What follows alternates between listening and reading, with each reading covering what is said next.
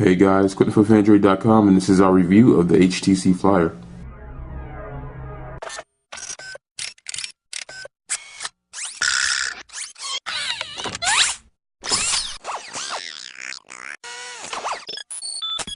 The Flyer is HTC's first tablet, and we're a bit intrigued by what they've done here. Starting with the hardware, the Flyer is a 7-inch device, which makes it comfortable to hold in either one hand or two hands and in either landscape or portrait.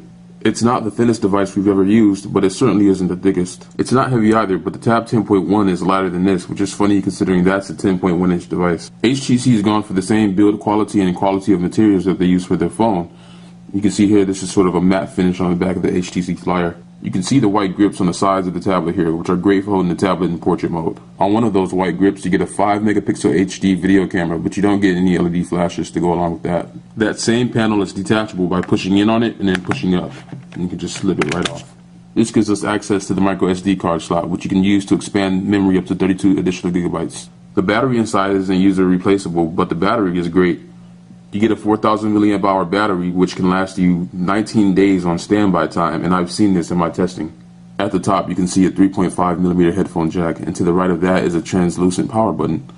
The reason it's translucent is because there's an LED light. Up top is your volume rocker up and down button, and to the left and right of those are your microphone holes. On the back are your two speaker grills, which produce pretty great sound. On the bottom is a micro USB port customized by HTC, and as you can see, you can use a standard micro USB cable just fine, and this even works for charging and data sync. Not only can you charge it using a standard wall plug, you can also charge it using a USB port on your PC. HTC plans to use a custom connector for upcoming accessories. The 7-inch display on the Flyer is a 1024x600 TFT LCD, and while it's not the most crisp one in the world, it's very bright and very vibrant.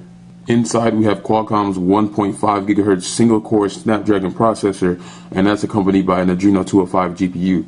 You also get 1 GB of RAM. When we heard the Flyer's processor will be clocked at 1.5 GHz, we expected a very speedy experience. Switching between apps is generally fast, and the accelerometer works pretty well.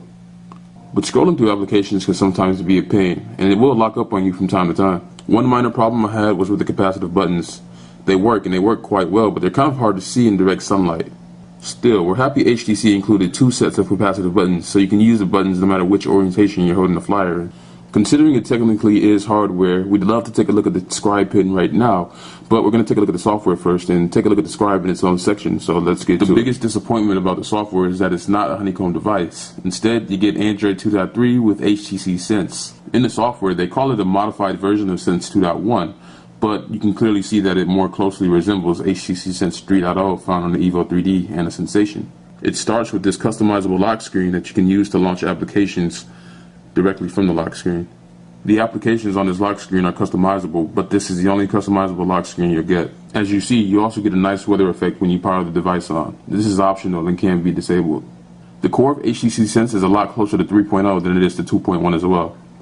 As you can see, you still have that same scrolling carousels from the Evo 3D and the HTC Sensation. You also have the same new HTC Watch and HTC Reader widgets and applications. Most of HTC's applications have been customized to take advantage of the screen real estate.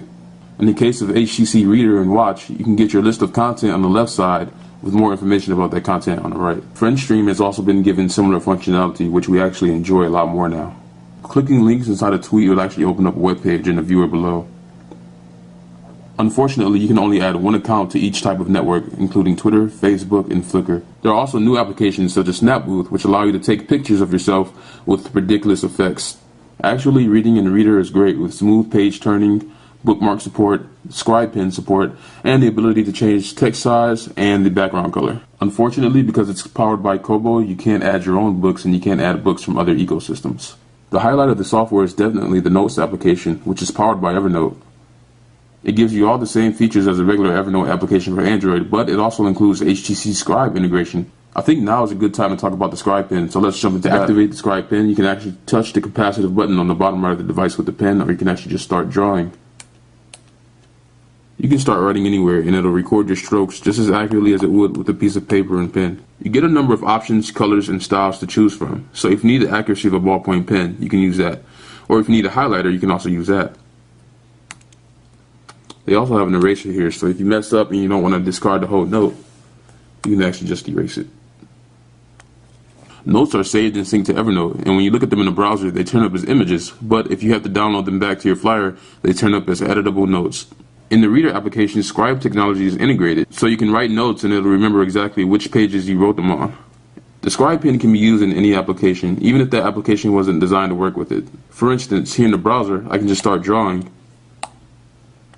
and I can save the note. It'll save the note as an image to Evernote. While not nearly as cool as customized integration in Reader and Notes, it's still very useful and one you guys are going to enjoy. The pen itself feels great in the hand, and even with the one AAA battery inside, this thing feels just like a normal pen.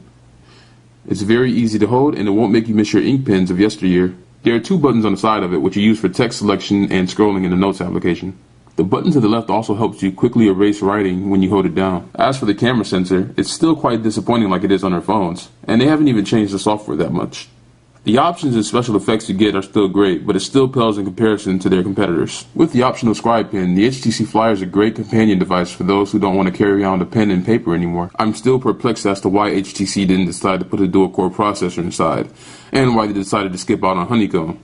They said the Flyer will be upgradable to Honeycomb, but they didn't exactly say when that will happen. If you're here for the Scribe Pen alone though, this is a great buy for $500. Head over to Phandroid.com for our full review.